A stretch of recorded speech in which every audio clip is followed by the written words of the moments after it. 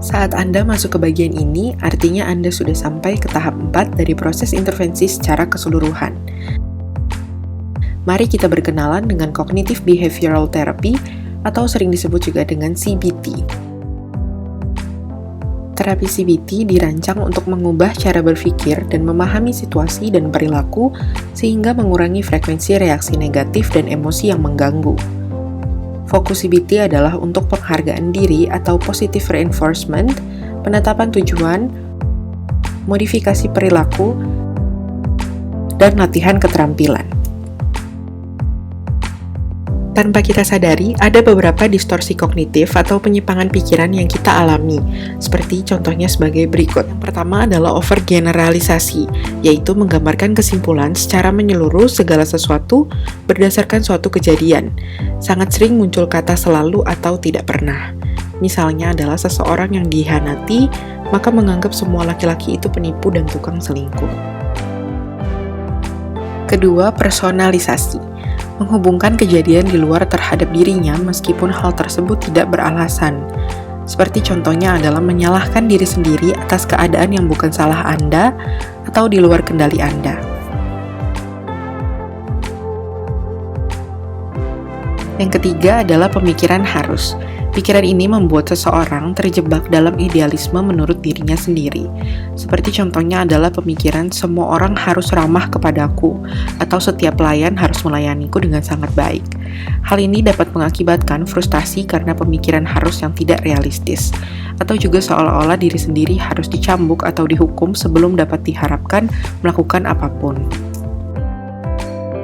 4 adalah pemikiran bencana atau malapetaka, di mana ada kecenderungan berpikir sangat buruk tentang orang ataupun kejadian. Individu menganggap yang terburuk ketika dihadapkan dengan hal yang tidak diketahui. Atau juga ketika orang lain mengalami bencana, maka kecemasannya akan meningkat. Yang kelima adalah mental filter, di mana terdapat kecenderungan tanpa disadari hanya berfokus pada aspek negatif dan mengabaikan aspek positif.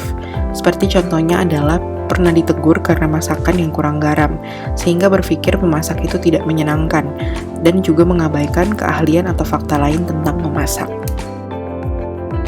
Yang keenam adalah all or nothing atau black and white thinking, di mana cara berpikir ini hanya melihat pada 2 titik ekstrim, yaitu baik atau buruk, dan ketika melihat orang hanya terbagi menjadi 2, yaitu orang baik atau orang jahat. Contoh dari pemikiran ini adalah ketika melakukan suatu kegagalan, maka seterusnya menganggap akan selalu gagal dan merasa tidak ada ruang untuk memperbaiki hal tersebut. Yang ketujuh adalah kesimpulan yang salah atau arbitrary inference, di mana seseorang menggambarkan kesimpulan yang salah tanpa didukung data. Seperti contohnya adalah berpikir bahwa teman saya tidak percaya kepada saya lagi karena dia tidak mau curhat ke saya lagi, tanpa didukung data ataupun menanyakan hal tersebut sebelumnya. Kedelapan adalah membaca pikiran atau mind reading, yaitu memprediksi pikiran seseorang tanpa mengetahui kebenarannya.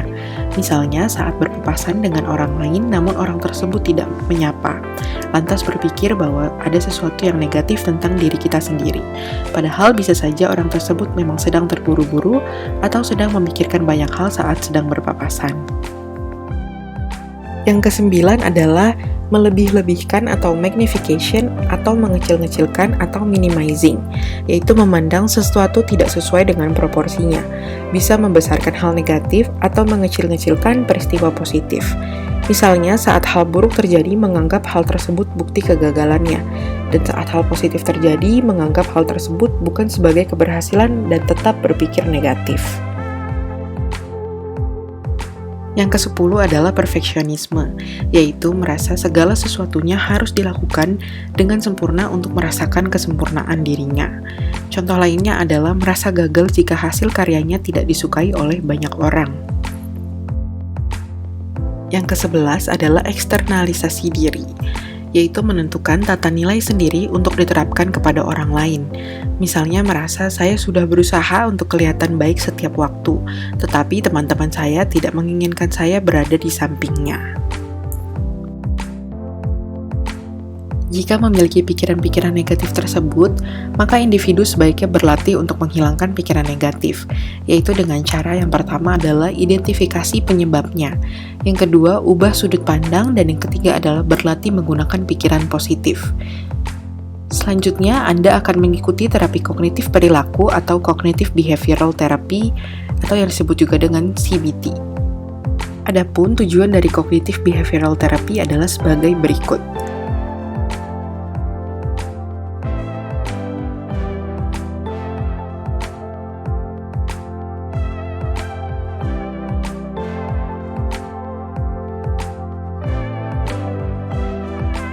CBT akan dilakukan atau dibagi menjadi 4 sesi, yaitu sebagai berikut, yang nantinya akan kita bahas satu persatu secara lebih mendetail pada video-video selanjutnya.